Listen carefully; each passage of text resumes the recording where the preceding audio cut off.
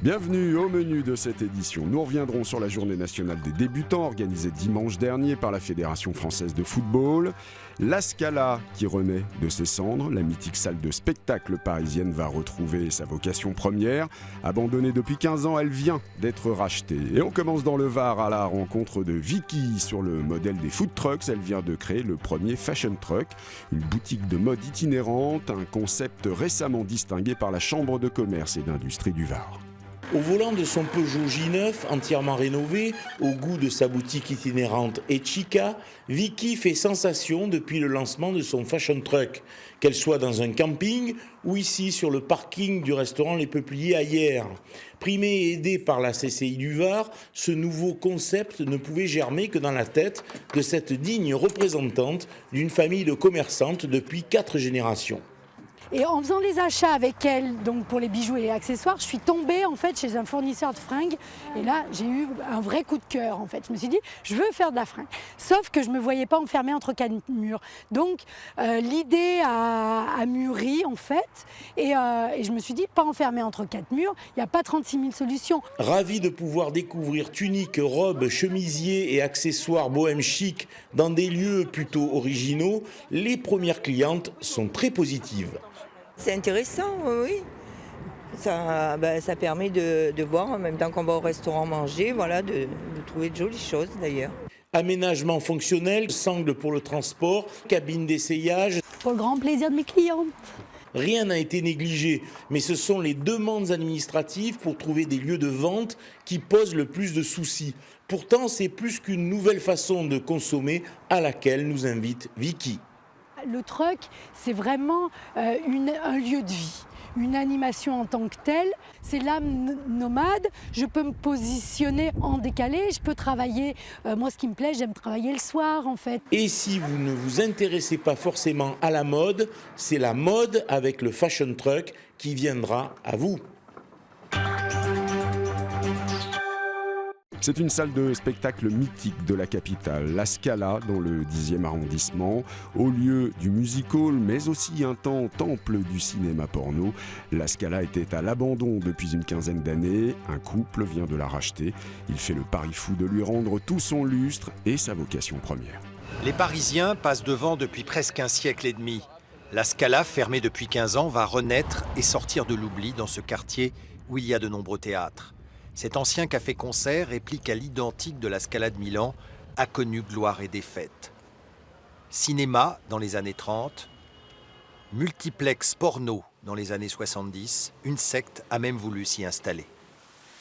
Pour sauver un lieu culturel, pour permettre le développement d'un projet culturel, et non au remplacement de la Scala par une secte. Patience et longueur de temps, c'est Mélanie et Frédéric Biessy qui viennent de racheter les lieux. Elle travaille dans la finance, lui est producteur de théâtre, une association pour cet acte fou. Un lieu comme celui-là, en plein Paris, il n'y en a plus.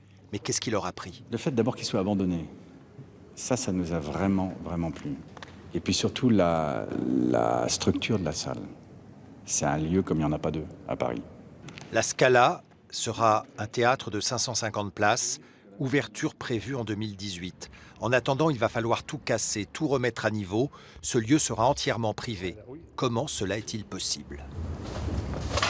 Moi, je ne me pose même pas la question de savoir quelle va être la rentabilité du lieu.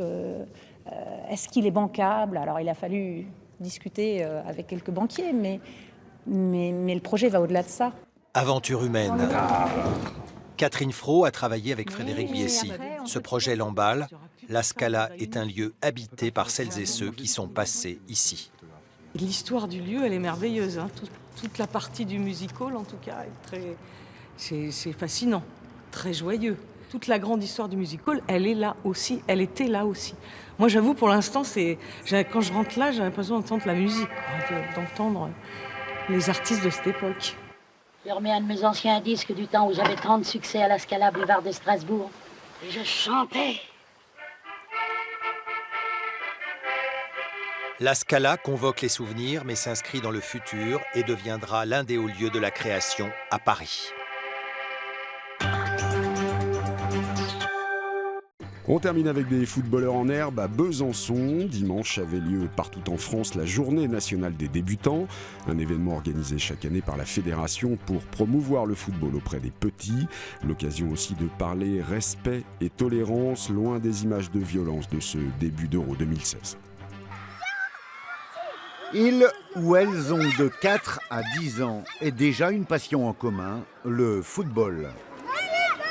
Le district d'Ouodou a relevé le pari de réunir ce dimanche quelques 1700 footballeurs, footballeuses en herbe sur la pelouse de Léo Lagrange. C'est la première fois qu'on organise la Journée nationale des débutants, qui est une action fédérale qui a lieu chaque année.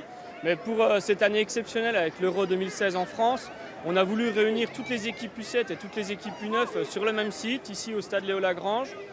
Bon, on recommence, allez, refaites. Zim, boum, bam. Ils viennent pour jouer, s'amuser bien sûr, donner le meilleur de leurs petites jambes, mais aussi pour apprendre des règles qui ne sont pas celles des hooligans. La première chose à faire, avant de quitter le terrain, on va serrer la main aux adversaires. C'est le plaisir, le respect, l'engagement, la tolérance et la solidarité. Donc c'est vraiment les 5 mots maîtres de la journée. Un message essentiel pour les tout petits, mais aussi pour les plus grands, venus nombreux, particulièrement attentifs, voire enthousiastes. Avec dans beaucoup de têtes l'espoir secret qu'une ou plusieurs de ces jeunes pousses revêtira dans une dizaine d'années, pourquoi pas, le maillot tricolore. L'information continue sur France 3, dans un instant l'édition nationale.